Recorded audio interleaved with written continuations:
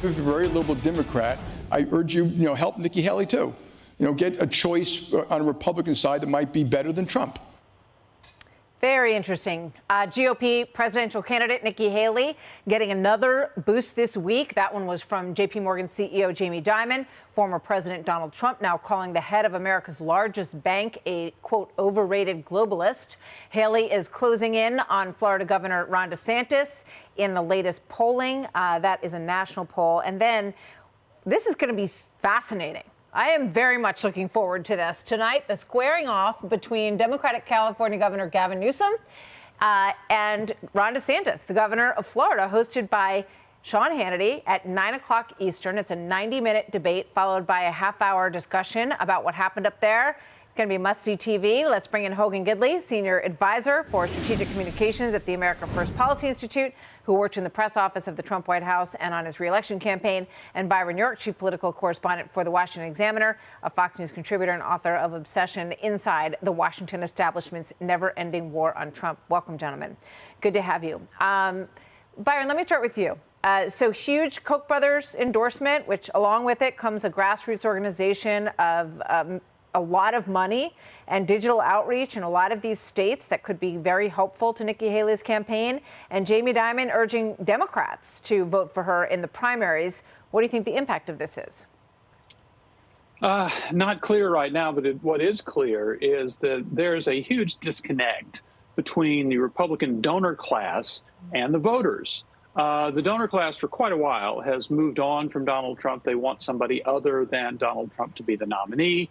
But national polls show Trump with a huge, huge lead over anybody else in the national race. But the single most important thing to remember about the race is that it's a two-track race. On one track, all by himself, is Donald Trump, way ahead of everybody else. And on the other track is Ron DeSantis and Nikki Haley. They're the only two really left, fighting it out to see who might challenge Trump down the line. Yeah, and DeSantis tonight, Hogan, has an opportunity to change the game for himself. He has had a campaign so far that has not taken off the way a lot of people expected it would. What are you looking for tonight?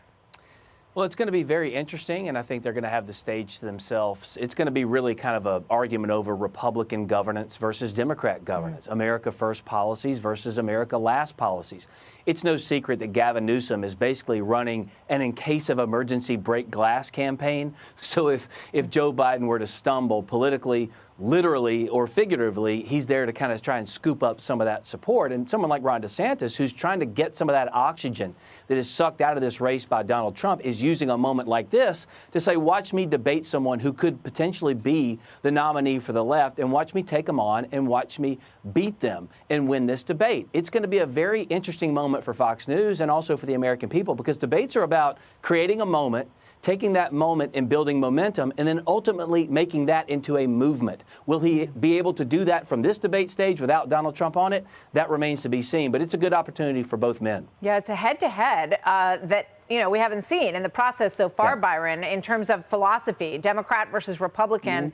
And there is potential here for Ron DeSantis to make a move tonight.